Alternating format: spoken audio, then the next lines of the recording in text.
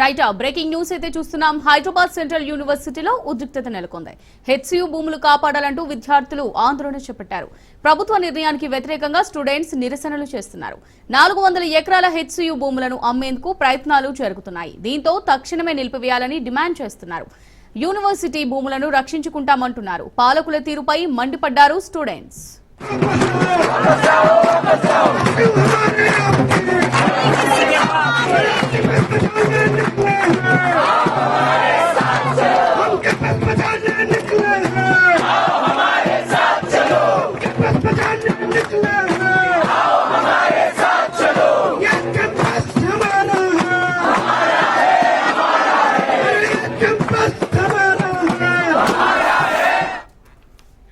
Hyderabad central యూనివర్సిటీలో ఉద్రిక్తత నెలకొంది. హెచ్సియు భూములు కాపాడాలంటూ విద్యార్థులు ఆందోళన చేపట్టారు. ప్రభుత్వ నిర్ణయానికి వ్యతిరేకంగా స్టూడెంట్ నిరసనలు చేస్తున్నారు. యూనివర్సిటీ భూములు కాపాడుకుంటామంటున్నారు. ఇక దీనికి సంబంధించి మరిన్ని డీటెయిల్స్ మా క్రైమ్ బ్యూరో చీఫ్ పవన్ అందిస్తారు. పవన్, ప్రభుత్వ నిర్ణయానికి వ్యతిరేకంగా హెచ్సియు విద్యార్థులు ఆందోళన చేపట్టారు. ఎందుకంటే హైదరాబాద్ సెంట్రల్ యూనివర్సిటీ క్యాంపస్ లో చెందిన 400 ఎకరాల భూమిని కూడా ప్రభుత్వ అమ్మకానికి ఇప్పటికి దీనికి సంబంధించి కూడా గ్రీన్ సిగ్నల్ ఇచ్చింది. అయితే ఒక గ్రీన్ సిగ్నల్ ఆధారంగా స్టూడెంట్స్ కూడా ధర్నా చేస్తున్నారు. ఎందుకంటే 400 ఎకరాల భూమిని అమ్మకాన్ని వ్యతిరేకిస్తూ క్యాంపస్ లోని విద్యార్థులు కూడా ఆందోళన దిగారు. అంతేకాకుండా యూనివర్సిటీ భూములను అమ్మకాన్ని నిలిపివేస్తూ కూడా దీనికి సంబంధించి వారు డిమాండ్ వ్యక్తం కూడా చేశారు. ఎందుకంటే ఒక యూనివర్సిటీకి సంబంధించి 400 ఎకరాల భూమిని ప్రభుత్వం అమ్మేందుకు కూడా పూర్తిగా ప్రయత్నిస్తుంది. దీనికి సంబంధించి తాము వ్యతిరేకిస్తున్నాము. వెంటనే దీనికి సంబంధించి ప్రభుత్వం వెనక్కి తగ్గాలి అనేది మాత్రం ప్రధానంగా స్టూడెంట్స్ కూడా పెద్ద ఎత్తున ఆందోళన చేస్తున్నారు. అయితే మరోవైపు మాత్రమే దీనికి సంబంధించి పోలీసులు కూడా కఠినమైన భద్రత కూడా ఏర్పాటు చేస్తారు. ఇక్కడ కూడా ఎలాంటి అవాంఛనీయ సంఘటనలు చోటు చేసుకోకుండా కావాల్సిన భద్రత కూడా ఏర్పాటు చేశారు. అయితే ప్రభుత్వం మాత్రం ఈ నిర్ణయాన్ని వెనక్కి తీసుకోకపోతే మాత్రము ప్రధానంగా ఇందులో దీనికి సంబంధించి తమ భవిష్యత్ కార్యాచరణ కూడా ఉండబోతుంది. అంతేకాకుండా ప్రభుత్వం నిర్ణయానికి దీనికి సంబంధించి కూడా ఎవరైనా కొనడానికి వస్తే కూడా తాము వ్యతిరేకిస్తామని చెప్పి కూడా ఇందులో విద్యార్థులు కూడా ఆందోళన చేపట్టిన పరిస్థితి చూస్తున్నాము. దీనికి సంబంధించిన హైదరాబాద్ హెచ్సియు సంబంధించిన భూములను కాపాడాలంటూ కూడా పెద్ద ఎత్తున ఆందోళన చేస్తున్న పరిస్థితి చూస్తున్నాము. అయితే దీనికి సంబంధించి ప్రభుత్వం నుంచి కూడా ఇప్పటికీ ఎలాంటి నిర్ణయం కూడా దీనికి సంబంధించి ఒక ఆందోళన పైన తీసుకోలేదు. అయితే దీనికి సంబంధించి మాత్రం ప్రభుత్వం 400 ఎకరాల భూమిని అమ్మేందుకు కూడా దీనికి సంబంధించి గ్రీన్ సిగ్నల్ ఇచ్చింది. Right, thanks for the updates Pawan.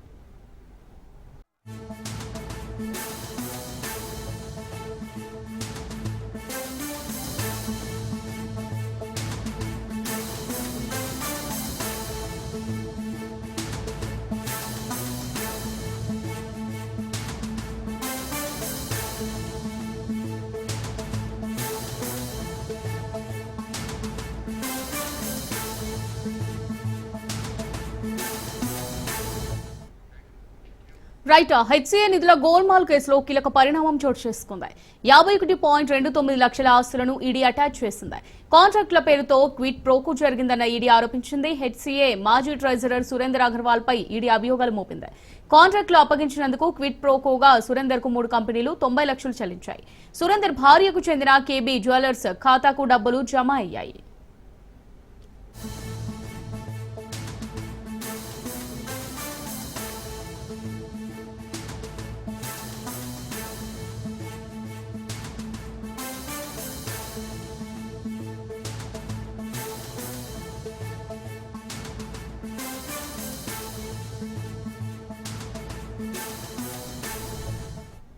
HCA నిధుల గోల్మాల్ కేసులో కీలక పరిణామం చోటు చేసుకుంది. 51.29 లక్షల ఆస్తులను ఈడీ అటాచ్ చేసింది. కాంట్రాక్టుల పేరుతో క్విట్ ప్రోకో జరిగిందని ఈడీ ఆరోపించింది. హెచ్సిఏ మాజీ ట్రెజరర్ సురేందర్ అగర్వాల్ పై ఈడీ అభియోగాలు మోపింది. కాంట్రాక్టులు అప్పగించినందుకు క్విట్ ప్రోకోగా సురేందర్ కు 3 కంపెనీలు 90 లక్షల రూపాయలు చెల్లించాయి. సురేందర్ భార్యకు చెందిన కేబీ జ్యువెలర్స్ ఖాతాకు డబ్బులు జమ అయ్యాయి.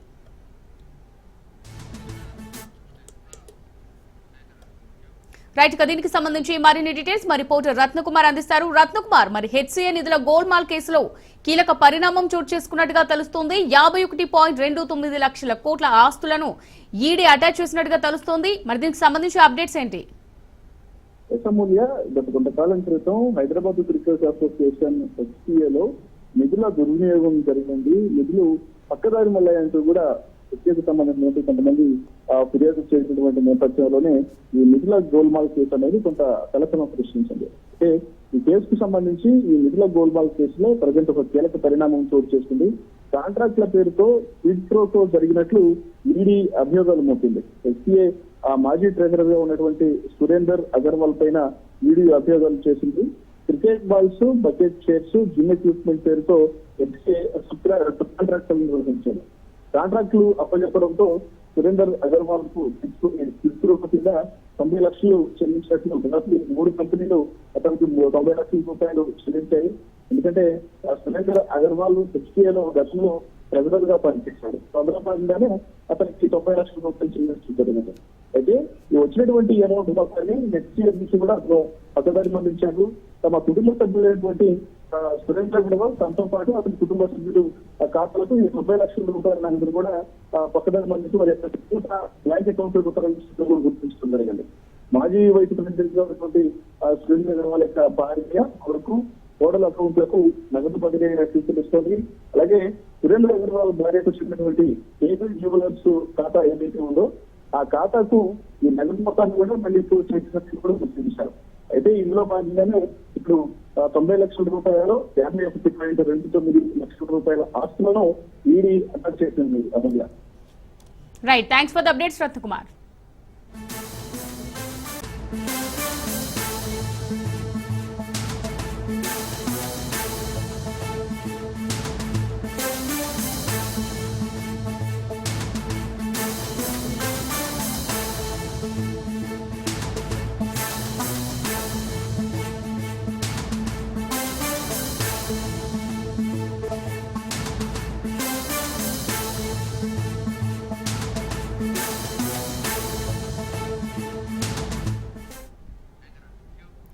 రైట్, ప్రధాని మోదీ అధ్యక్షతన జరిగిన కేంద్ర కేబినెట్ సమావేశం జరిగింది. ఈ సమావేశంలో కేంద్ర కేబినెట్ కీలక నిర్ణయాలు తీసుకుంది.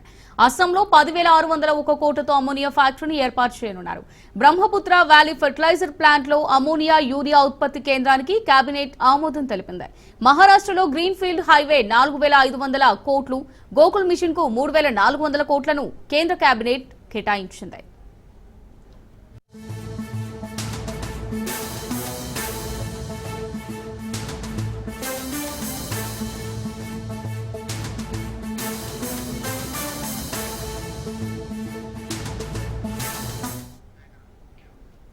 రైట్, గుంటూరు సిఐడి కోర్టులో సినీ నటుడు పోసాని కృష్ణమురళి దాఖలు చేసిన బెయిల్ పిటిషన్పై వాదనలు పూర్తయ్యాయి. న్యాయస్థానం తీర్పును ఈ నెల 21కి వాయిదా వేసింది. చంద్రబాబుపై అనుచిత వ్యాఖ్యల కేసులో పోసాని గుంటూరు జిల్లా జైల్లో రిమాండ్ ఖైదీగా ఉన్నారు.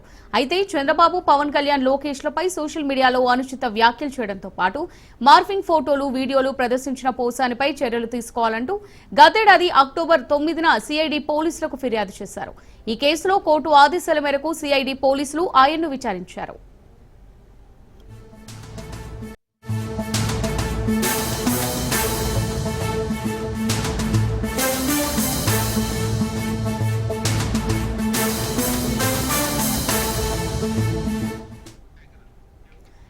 రైట్, ఎస్ఎల్బీసీ టన్నెల్లో 26వ రోజు రెస్క్యూ ఆపరేషన్ కొనసాగుతోంది. 7 కార్మికుల ఆచూకీ ఇంకా లభించలేదు. దీంతో 7 జాడ కోసం భద్రతా సిబ్బంది తీవ్రంగా శ్రమిస్తోంది. మరోసారి టన్నెల్లోకి కాడవర్ డాగ్స్ బృందం వెళ్లే అవకాశాలున్నాయి. మినీ జేసీబీలతో వేగంగా సహాయక చర్యలు కొనసాగుతున్నాయి. రైట్, అసెంబ్లీ స్పీకర్ గడ్డం ప్రసాద్ కుమార్ కు మంత్రి పొన్నం ప్రభాకర్, ప్రభుత్వ విప్ ఆది శ్రీనివాస్, ఎమ్మెల్యే దానం నాగేందర్ ధన్యవాదాలు తెలిపారు. రాజకీయ, విద్యా, ఉద్యోగ అవకాశాల్లో బీసీలకు 42% రిజర్వేషన్లు పెంచుతూ శాసనసభలో బిల్లు ఆమోదం పొందడంలో కీలక పాత్ర పోషించినందుకు స్పీకర్ కు కృతజ్ఞతలు తెలిపారు. నమోదైన ఎస్సీ ఎస్టీ అట్రాసిటీ కేసుపై ఎల్బీ నగర్ ఎమ్మెల్యే సుధీర్ రెడ్డి స్పందించారు. బీజేపీ కాంగ్రెస్ కుట్రలో భాగంగానే తనపై ఎస్సీ ఎస్టీ అట్రాసిటీ కేసు పెట్టారని ఎమ్మెల్యే సుధీర్ రెడ్డి విమర్శించారు. తాను ఎవరిని కించపరచలేదన్నారు. కాంగ్రెస్ బీజేపీ నాయకుల హనీమూన్ యాత్ర చేస్తున్నారని మాత్రమే అన్నానన్నారు. తన వ్యాఖ్యలను వక్రీకరించారని ఎమ్మెల్యే సుధీర్ రెడ్డి అన్నారు. అక్రమ కేసులపై పోరాడతానంటున్న ఎమ్మెల్యే సుధీర్ రెడ్డితో మా ప్రతినిధి Saidulu face to face. LB Nagar BRS party MLA Sudheer Reddy పైన ఎస్సీ ఎస్టీ కేసు నమోదైంది. అసలు ఎందుకు ఆ కేసు నమోదు గల కారణాలు ఏంటి మాట్లాడదాం. మనతో పాటు ఎమ్మెల్యే గారు ఉన్నారు. సుధీర్ రెడ్డి గారు, సార్ చెప్పండి, మీ పైన ఎస్సీ ఎస్టీ కేసు నమోదైంది. అసలు ఏంటి సార్, ఏ ఉద్దేశంతో ఈ కేసు నమోదైంది అనుకుంటారు? ఏం జరిగింది సార్? కేవలం రాజకీయ దురుద్దేశంతో సుధీర్ రెడ్డి మీద బురద జల్లాలనే ఉద్దేశంతో కొంతమంది భారతీయ జనతా పార్టీ కార్పొరేటర్లు, మరి అలాగే కాంగ్రెస్ పెద్ద నాయకులైన మధుయాష్కి గారు అందరూ కూడా ఈ కార్యక్రమానికి శ్రీకారం చుట్టిండ్రు. కాంగ్రెస్ బీజేపీ కలిసి కుట్రలో భాగంగా ఈ కేసు నమోదైంది అంటారా? అదే విషయం, కాంగ్రెస్ బీజేపీ కలిసి హనీమూన్ చేస్తున్న పదాన్ని అందుకోసం వాడాల్సి వచ్చింది. దాన్ని వీళ్ళు ఏం చేసినంటే వక్రీకరించి దాన్ని మమ్మల్ని అన్నారని చెప్పేసి ఈరోజు రాజకీయంగా రచరచ చేసి సుధీర్ రెడ్డిని డిఫేమ్ చేయాలని చెప్పి ఏదో ప్రయత్నాలు చేస్తూ ఉన్నారు. వాళ్ళు ఎంత చేసినా ఏమీ కాదు, వాళ్ళకున్న నైజం అంతే. ప్రతిసారి ఏదో విధంగా సామాజిక వర్గాన్ని అడ్డం పెట్టుకుని బ్లాక్మెయిల్ చేసే ప్రయత్నం చేస్తూనే ఉంటారు. ప్రత్యేకించి ఒక గిరిజన మహిళా కార్పొరేటర్ పేరు తీశారంటారు. అసలు తీశారా సార్, లేకపోతే ఓన్లీ ఆ కార్పొరేటర్? నేను అనుకుంటున్నా, నాకు కరెక్ట్ గుర్తులేదు, డివిజన్ పేరు తీసేసి చెప్పినా కానీ వాళ్ళకు వీళ్ళందరికీ కలిపి ప్రస్తుతానికి రాజకీయ హనీమూన్ నడుస్తుందని చెప్పే ప్రక్రియలో ఆ పదం వాడడం జరిగింది. దాన్ని కేవలం వ్యక్తిగతంగా తీసుకొని నన్నే అనడం, వాళ్ళని అనలేని సంగతి వాళ్ళకి తెలుసు, కానీ దాన్ని రాజకీయంగా వాడుకొని బుడిద చల్లాలి. కాబట్టి వీళ్ళంతా కూడా బీజేపీ కాంగ్రెస్ నాయకులు చేసి కుట్రమని, ఎందుకంటే రేపు పొద్దున భవిష్యత్తులో సుధీర్ రెడ్డి గారు డ్యామేజ్ చేస్తే ఏమైనా లబ్ధి మాకు పొందుతుందేమనే ఉద్దేశంతో ఆ యొక్క కుట్రపూరితమైన రాజకీయాలు ఆడ చేస్తాను. ఇది ఇప్పటి నుంచి కాదు, ఎన్నికల ముందు నుంచి కూడా చేస్తూ ఉన్నారు. చాలామందిని ఏ విధంగా చేస్తున్నారంటే, ఒక దేవిరెడ్డి సుధీర్ రెడ్డి అనే వ్యక్తిని పట్టుకొచ్చిండ్రు. దాన్ని పట్టుకొచ్చిన వాడు ఇప్పుడున్న ప్రస్తుతం ఉన్న కాంగ్రెస్లో ఉన్న కార్పొరేటరే అనుచరుడు. దాని తర్వాత దానికి బీజేపీ కార్పొరేటర్ దానికి శ్రీకారం డిజైన్ చేసింది. ఆ ప్రోగ్రామ్కి దానికి ఫైనాన్స్ చేసిందంతా కూడా మధుయాష్కి. కాబట్టి అక్రమ కలయిక మా దగ్గర బీజేపీ కాంగ్రెస్ అంతా కూడా అక్రమ కలయిక కలుసుకొని ఎల్బీ నగర్ నియోజకవర్గంలో కేవలం నన్ను డిఫేమ్ చేస్తాను, నా మీద బురద జల్లడానికి మాత్రమే. ఎలా ఎదుర్కోబోతున్నారు ఈ కేసుని? ముఖ్యంగా కూడా మహిళా కమిషన్ నోటీస్ వస్తే తీసుకుపోతే నా వర్షన్ మహిళా కమిషన్ చెప్తా, దాని తర్వాత చూద్దాం. 2025-26 గాను ఈ బడ్జెట్ సంబంధించి ఎలా అనిపిస్తుంది మీకు? అంతా ఫార్స్ అండి. కేవలం బడ్జెట్లో పెట్టిన అంశాలన్నీ కూడా అబద్ధపు అంశాలు, ఏది కూడా ఇప్పటివరకు కరెక్ట్ అంశం లేదు. అలాగే హైదరాబాద్కి సంబంధించిన డెవలప్మెంట్ విషయంలో హైదరాబాద్కి ఎంత కేటాయిస్తున్నారు, ఎన్ని నిధులు కేటాయించారు, స్టామ్ వాటర్ డ్రైన్స్కి ఎంత కేటాయిస్తున్నారు, మరి మిగతా వాటికి ఎంత కేటాయిస్తున్నారు అనేది క్లారిటీ లేదు. మెట్రో రైల్ ప్రస్తావన అసలే లేదు. అంటే ప్రజల్ని మసిపూసి మారడికాయ చేసి ఇంతగానం మోసం చేస్తారని ధైర్యంగా అనేది ఈ కాంగ్రెస్ పార్టీ బడ్జెట్ చూసాకనే అర్థమవుతుంది. హైదరాబాద్ మహానగరాన్ని తీర్చిదిద్దుతాం, అవసరమైతే ఇంకొక 4th సిటీ కూడా ఏర్పాటు చేయబోతూ ఉంటున్నారు. మరి మీరేమో అనేక సమస్యలు హైదరాబాద్లోనే, అసలు హైదరాబాద్లో సంబంధించిన సమస్యలపైన కూడా ఈ బడ్జెట్లో ప్రస్తావన లేదంటున్నారు. ఏంటి సార్, ఎలా ఉండబోతుంది? హైదరాబాద్ నగరాన్ని డెవలప్ చేసుకుంటూ ఇదే విధంగా ప్రోగ్రెస్ తీసుకుపోతూ 4th సిటీ చేయి, 5th సిటీ చేయి, మాకేం అభ్యంతరం లేదు. దీన్ని నాశనం చేసి ఇంకో సిటీ కడతా అంటున్నావు, దీని గురించి ప్రస్తావనే లేదు. ఇంకో సిటీ మాత్రం బ్రహ్మాండంగా కడతా ఉంటాం. ఇక్కడ నివసిస్తున్న ప్రజలు ఏం కావాలి, ఇక్కడ నివసిస్తున్న పిల్లలు ఏం కావాలి, వాళ్ళకి మౌలిక సదుపాయాలు ఏం కావాలి, వాటి ప్రస్తావన లేకుండా ఇంకో సిటీకి కడతా అంటే ప్రజలు ఎట్లా నమ్ముతారు నేను? కాబట్టి ప్రజలను కేవలం అబద్ధాలు చెప్పి పబ్బం గడుపుకునే బడ్జెట్ ప్రసంగం ఇది. ఎలా ఉండబోతుంది సార్? గ్రేటర్లో అనేక సమస్యలు ఉన్నాయి, మీ పార్టీ తరఫున కార్యాచరణ ఏ విధంగా ఉండదు? తప్పనిసరిగా పోరాడతాం ఈ ప్రభుత్వం మీద. హైదరాబాద్ నగర ప్రజలకు కావాల్సిన మౌలిక సదుపాయ విషయంలో ఎటువంటి కాంప్రమైజ్ అనే ప్రసక్తి లేదు. వాళ్లకు పోరాడి నిధులు అందజేసి వాళ్ళకి డెవలప్మెంట్ చేస్తాం. Thank you very much. చూస్తున్నాం కదా, ఎమ్మెల్యే సుధీర్ రెడ్డి పైన ఎస్సీ ఎస్టీ అట్రాసిటీ కేసు, అది బీజేపీ ఇటు కాంగ్రెస్ రెండు పార్టీలు కుట్రలో భాగంగానే నమోదైందని చెప్పేసి కూడా ఎల్బీ నగర్ ఎమ్మెల్యే సుధీర్ రెడ్డి చెప్తున్నారు. వీటితో పాటుగా ఈసారి రాష్ట్ర బడ్జెట్ కూడా అంత డొల్లాగా ఉన్నది. గ్రేటర్ హైదరాబాద్ సమస్యలపైన ఎక్కడ కూడా ప్రస్తావనకు తీసుకురాలేదని చెప్తున్నారు MLA Sudheer Reddy. Video journalist బండితో సైదులు రాజు న్యూస్, అసెంబ్లీ నుంచి. ఇక కాంగ్రెస్ ప్రభుత్వం ప్రవేశపెట్టిన బడ్జెట్ ను చూసి ప్రతిపక్షాలు కల్లులని కబోదులుగా వ్యవహరిస్తున్నాయని ఎమ్మెల్యే వీర్లపల్లి శంకర్ అన్నారు. ఎస్సీ ఎస్టీ బీసీ మైనారిటీలకు సబ్బండ వర్గాలకు బడ్జెట్ లో కేటాయింపులు జరిగాయన్నారు. గత ప్రభుత్వం రాష్ట్రాన్ని అప్పుల కుప్పగా చేసినా సీఎం రేవంత్ రెడ్డి అభివృద్ధి చేస్తున్నారని చెప్పుకొచ్చారు. రాష్ట్రంలో అందాల పోటీలు నిర్వహించడం అంటే కేటీఆర్ లాగా జన్వాడ ఫామ్ హౌస్ లో డ్యాన్సులు చేసినట్టు కాదంటున్న ఎమ్మెల్యే వీర్లపల్లి శంకర్ తో మా ప్రతినిధి రాజు ఫేస్ టు ఫేస్. మనతో పాటు షాద్నగర్ ఎమ్మెల్యే వీర్లపల్లి శంకర్ గారు ఉన్నారు. ఆయనతో మాట్లాడదాం. సార్ చెప్పండి, ఈ రోజు 3 లక్షల కోట్ల పైచిలకు రాష్ట్ర ప్రభుత్వం ప్రవేశపెట్టింది. ఈ బడ్జెట్ అన్ని రంగాలను మోసం చేసిందని చెప్పి ప్రతిపక్షాలు విమర్శిస్తున్న పరిస్థితి కనిపిస్తా ఉంది. సో ఎట్లా చూస్తారు? ప్రతిపక్షాలు కండ్లు లేని కబోదులుగా ప్రవర్తిస్తా ఉన్నారు. సభలో గాని బయట గాని ఆ విధంగా ప్రవర్తిస్తా ఉన్నారు. కాబట్టి ఇవాళ తెలంగాణ ప్రజలకు నచ్చే విధంగా సబండ వర్గాలకు అన్ని వర్గాలకు న్యాయం చేసే బడ్జెట్ గా మేమందరం సంతోషపడతా ఉన్నాం.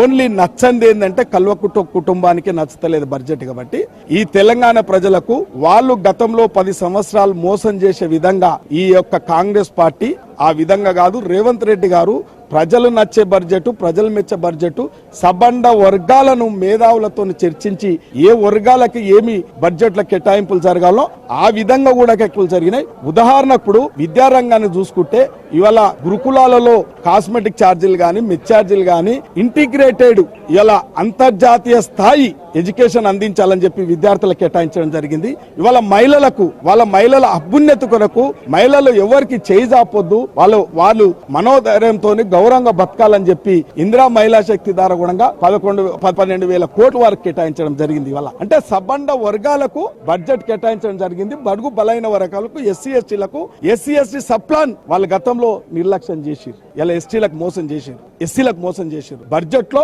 గతంలో మోసం చేసిన బడ్జెట్ తో పాటు ఇలా కొత్తగా ఎస్సీ ఎస్టీ బీసీలో కూడా మంచి బడ్జెట్ కేటాయించడం జరిగింది. ఇలా మైనార్టీలో కూడా 3 నుంచి 4,000 కోట్ల రూపాయలు కూడా కేటాయించడం జరిగింది. సబండ వర్గాలు నచ్చే విధంగా వాళ్ళ అభ్యున్నతకు బాగుపడే విధంగా కూడా బడ్జెట్ ఉంది. కానీ ప్రతిపక్షాలకు ఇవాళ నిజంగా కూడా చెప్పాలంటే వాళ్ళు చేసిన ఇవాళ కల్వకుంట్ల కుటుంబం ఓ కూలిపోయే కాళేశ్వరాన్ని చేసుకున్నారు. ఇలా ప్రజలు బాగుపడడానికి కాదు, వాళ్ళ కుటుంబం వాళ్ళ అభ్యున్నతికి వాళ్ళ కుటుంబాలు ఎదుగుదడానికి రాజకీయంగా ఆర్థికంగా వాళ్ళే తెలంగాణను అడ్డం పెట్టుకొని వాళ్ళ జీవితం గడిచింది. కాబట్టి అటువంటి జీవితం కాదు. ఒక రైతు కుటుంబంలో పుట్టిన బిడ్డ రేవంత్ రెడ్డి గారు ఇవాళ ప్రజల సంక్షేమం గురించి ఎల్లవేళలా 18 గంటల సమయం తీసుకొని కూడా బడ్జెట్ లో కూడా అందరికి ఆమోదయోగమైన బడ్జెట్ అందరు రాష్ట్రం వ్యక్తం చేస్తున్నారు. ప్రతి తెలంగాణ ప్రతి పౌరుడు కూడా చాలా సంతోషంగా ఉన్నారు. సార్ బీసీల విషయానికి వచ్చినట్టయితే సంవత్సరానికి 20,000 కోట్ల రూపాయలు బడ్జెట్ లో పెడతామని చెప్పి హామీ ఇచ్చి కేవలం ఈసారి 11,000 కోట్లు మాత్రమే కేటాయించడం, సో బీసీలను అవమానించడమే అని చెప్పి కేటీఆర్ అంటా ఉన్నారు. ఇవాళ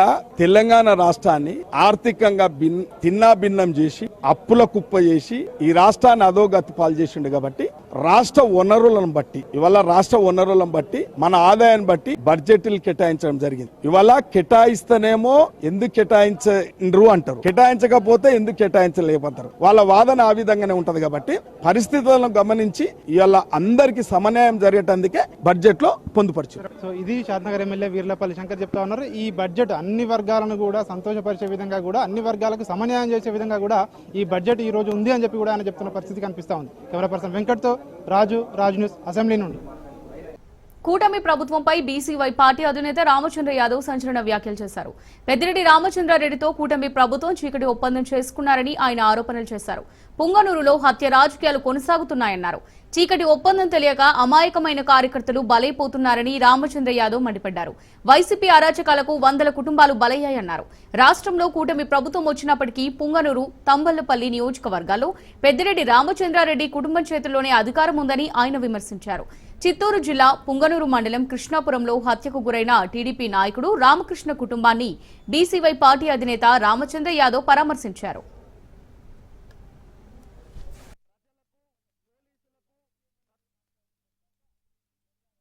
రాష్ట్రమంతా కూటమి ప్రభుత్వం అధికారంలో ఉన్నప్పటికీ కూడా పుంగనూరు నియోజకవర్గము, తంబళ్లపల్లి నియోజకవర్గము ఈ ప్రాంతంలో మాత్రము ఇప్పటికీ పెద్దిరెడ్డి కుటుంబం చేతుల్లోనే అధికారం ఉంది అని చెప్పడానికి ప్రత్యక్ష ఉదాహరణ ఈ రోజు ఇక్కడ జరిగిన సంఘటన. ఈ సంఘటన ద్వారా పుంగనూరు ఎమ్మెల్యే పెద్దిరెడ్డి రామచంద్రారెడ్డి గారు ప్రజలకు, పోలీసులకు, ప్రత్యర్థులకు ఒక సవాలు విసిరాడు. అధికారం ఎవరైనా, ఏ పార్టీ అధికారంలో ఉన్నా, పుంగనూరు కావచ్చు, తంబళ్లపల్లి కావచ్చు, చిత్తూరు జిల్లాలో ఈ హత్యా రాజకీయాలు, ఈ అరాచకాలు కొనసాగుతాయని చెప్పి ఒక సంకేతాన్ని ఇచ్చారు. తన పర్యటనను అడ్డుకున్నారనే కారణంతో దాన్ని మనసులో పెట్టుకొని ఏదో ఒక రకంగా బీసీ నాయకుడు రామకృష్ణ గారి హత్య జరిగింది తప్ప ఇది వ్యక్తిగతమైన కారణాలతో లేదా స్థానిక రాజకీయాలతో సంబంధం లేని అంశం. గత ప్రభుత్వ హయాంలో రామచంద్రారెడ్డి గారు అధికారాన్ని ఉపయోగించుకొని చేసిన అరాచకాల గురించి, దోపిడీ గురించి హత్య రాజకీయాల గురించి అనేక రకాల ఆరోపణలు వచ్చినప్పటికీ కూడా సాక్ష్యాధారాలతో సహా అనేక రకాలుగా బయటకు వచ్చినప్పటికీ కూడా అవినీతి గురించి కావచ్చు, అతను చేసిన అరాచకాల గురించి కావచ్చు, కూటమి ప్రభుత్వము ఏమాత్రం పెద్దిరెడ్డి పైన కానీ అతని కుటుంబ సభ్యుల పైన కానీ ఏమాత్రం చర్య తీసుకునే పరిస్థితి లేదు. కాబట్టి పెద్దిరెడ్డి రామచంద్రారెడ్డికి కూటమి ప్రభుత్వానికి చీకటి ఒప్పందం ఉంది. కాబట్టి ఈ రోజు పుంగనూరు నియోజకవర్గంలో ఇలాంటి హత్యా రాజకీయాలకు పూనుకునే సాహసం చేశారని నేను ఈ సందర్భంగా తెలియజేస్తున్నాను. పెద్దిరెడ్డి రామచంద్రారెడ్డి చేసిన అరాచకాల పైన, అవినీతి పైన చర్యలు తీసుకోవాలని చెప్పి కూటమి ప్రభుత్వాన్ని నేను డిమాండ్ చేస్తున్నాను. లేదంటే రాబోయే రోజుల్లో తీవ్రమైన పరిణామాలు ఎదుర్కోవాల్సి వస్తుందని చెప్పి ఈ సందర్భంగా డిమాండ్ చేస్తూ ఆ కుటుంబానికి జరిగిన అన్యాయము మరొక్కరికి జరగకుండా ఉండాలని, ఆ దిశగా ప్రభుత్వం చర్యలు తీసుకోవాలని, ఆ కుటుంబానికి ఆ భగవంతుడు అన్ని రకాలుగా మనోధైర్యాన్ని ఇవ్వాలని చెప్పి ఈ సందర్భంగా కోరుకుంటూ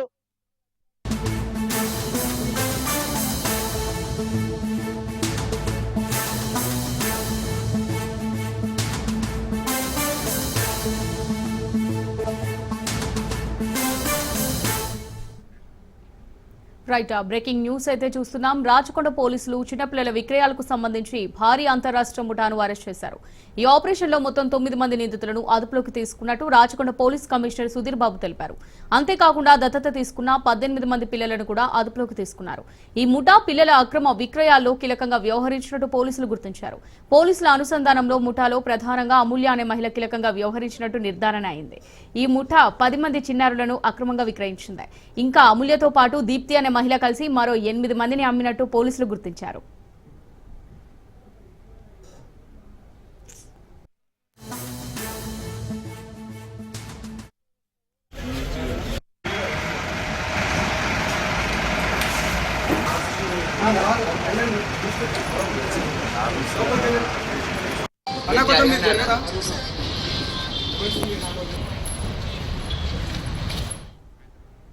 ముఠాలో కీలక నిందితురాలుగా అమూల్య పేరు నిలిచింది. ఆమె అసలు ఆశా వర్కర్ గా పనిచేస్తూ ప్రస్తుతం ఆజంపురా యూపీహెచ్సిలో విధులు నిర్వహిస్తోంది.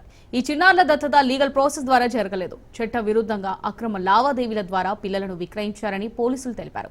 జువైనైల్ జస్టిస్ యాక్ట్ ప్రకారం దత్తత ప్రక్రియ ఆన్లైన్లో నమోదు చేసి ప్రభుత్వ అనుమతితో మాత్రమే జరగాలి. కానీ ఈ ముఠా ఆ విధంగా కాకుండా అక్రమ మార్గాల్లో చిన్నారుల విక్రయాలను కొనసాగించిందని సిపి వివరించారు. మహారాష్ట్ర, ఉత్తరప్రదేశ్, ఛత్తీస్గఢ్ల నుంచి చిన్నారులను సేకరించారని తెలిపారు. చిన్నారుల అక్రమ విక్రయాలకు పాల్పడుతున్న నిందితులపై కఠిన చర్యలు తీసుకుంటామని సిపి తెలిపారు.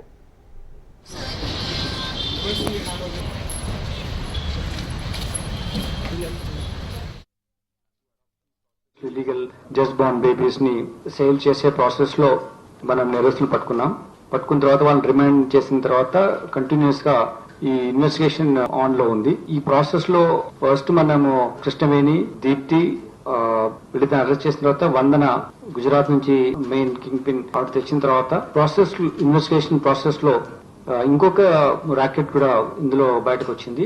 దీంట్లో టోటల్ గా 25 బేబీస్ ని ఇల్లీగల్ గా ప్రొక్యూర్ చేసి ట్రాన్స్పోర్ట్ ఇక్కడ తీసుకొచ్చి వాళ్ళని అమ్మడం జరిగింది. 25 బేబీస్ ని బాయ్, గర్ల్ ని అమ్మినటువంటిది ఐడెంటిఫై చేశాం. దాంట్లో ఇప్పుడు మనం 16 బేబీ బాయ్స్ ని, బేబీ గర్ల్స్ ని రెస్క్యూ చేయడం జరిగింది. మిగిలిన 9 అవి డిఫరెంట్ ప్లేసెస్ లో, కోల్కతా, బెంగళూరు, చెన్నై, డిఫరెంట్ ప్లేసెస్. హైదరాబాద్ బేగంపేటలోని ముకుంద జ్యువెలరీ ఉద్యోగులకు యాజమాన్యం వరాలు అందజేసింది. సంస్థ 2వ వార్షికోత్సవాన్ని పురస్కరించుకుని 20 మంది ఉద్యోగులకు బైక్లు, 2కి హైరేంజ్ కార్లను అందజేశారు. బేగంపేటలో నిర్వహించిన వార్షికోత్సవ వేడుకల్లో సంస్థ చైర్మన్ నరసింహారెడ్డి, ఎండీ నిఖితారెడ్డి చేతుల మీదుగా వాహనాలను అందజేశారు. ఉద్యోగులకు ప్రత్యేక ప్రోత్సాహకంగా 1 నెల వేతనంతో కూడిన చెక్లను అందజేశారు. అనంతరం ఉద్యోగులందరినీ సంస్థ యాజమాన్యం ప్రత్యేకంగా సన్మానించింది. సంస్థ అభివృద్ధికి నిత్యం కృషి చేస్తున్న ఉద్యోగులు తమ కుటుంబ సభ్యులు లాంటి వారిని అన్ని విధాలుగా ఆదుకోవడంలో తమకు ఎంతో ఆనందం ఉందంటున్నారు చైర్మన్ నరసింహారెడ్డి. అనంతరం వార్షికోత్సవ వేడుకల్లో ఉద్యోగులు ఆనందంగా ఆడిపాడారు.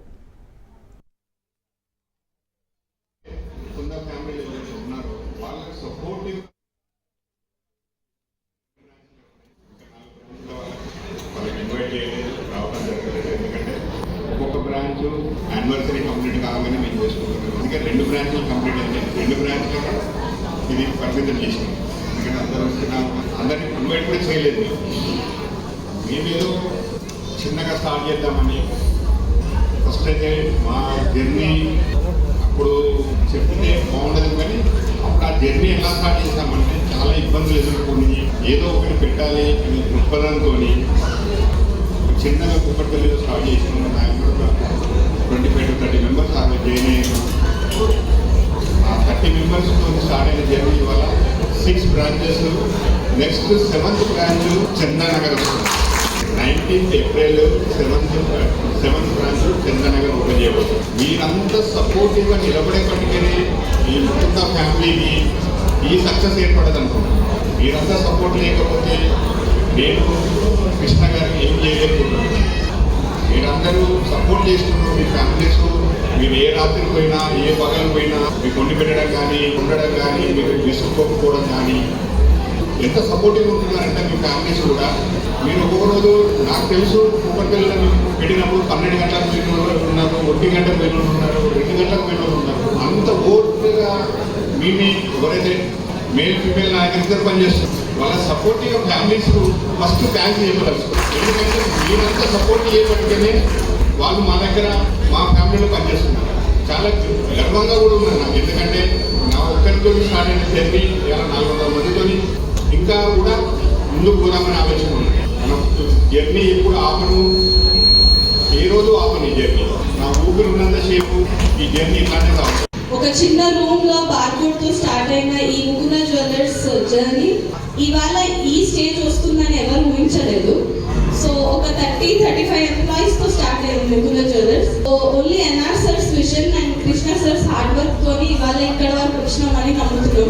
ఒకటి చెప్తాను, ఇప్పుడు కష్టపడితే ఏది ఆశించకుండా కష్టపడితే ఫ్రూట్స్ ఇలా వస్తాయని వీళ్ళిద్దరిని చూసి మనం అందరం నేర్చుకోవాలి. ఒక లేన్ లోపల మనం ముకుంద జ్యువెలర్స్ స్టార్ట్ చేసినప్పుడు ఒక కస్టమర్ వస్తే చాలు అనుకున్న రోజు నుంచి ఒక సాటర్డే రోజు చైర్స్ సరిపోక ప్లాస్టిక్ స్టూల్స్ వేసినప్పుడు ఆ రోజే ఈ సక్సెస్ వచ్చిందని అనుకున్నాం. అదొక బ్రాంచ్ సరిపోవచ్చు.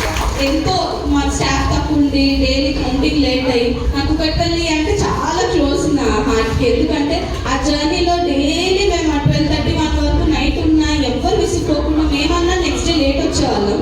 కానీ నెక్స్ట్ డే 10:30కి మళ్ళీ స్టాఫ్ అందరూ వచ్చేవాళ్ళు. అదే ఎంతూజియాజంతో డైలీ నైట్ 12:30-1 ఉన్నా ఎంత ఇది ఉన్నా మనకి ఏం కూడా సిస్టమ్ లేదు కుక్కటిపల్లి బ్రాంచ్. సో ఆ స్టేజ్ నుంచి వాళ్ళు ఇంత సిస్టమ్ ఇంత 400 స్టాఫ్ తో ఇది ఒక డ్రీమ్ కమ్ ట్రూ మూమెంట్ లాగా ఉంది. సో దీని అంతటిలో డెఫినెట్లీ మీడియా వాళ్ళు చాలా హెల్ప్ చేస్తున్నారు. ఎప్పుడు అడిగినా మాకు బడ్జెట్ ఇష్యూస్ ఉన్నా ఏది ఉన్నా ప్రతిసారి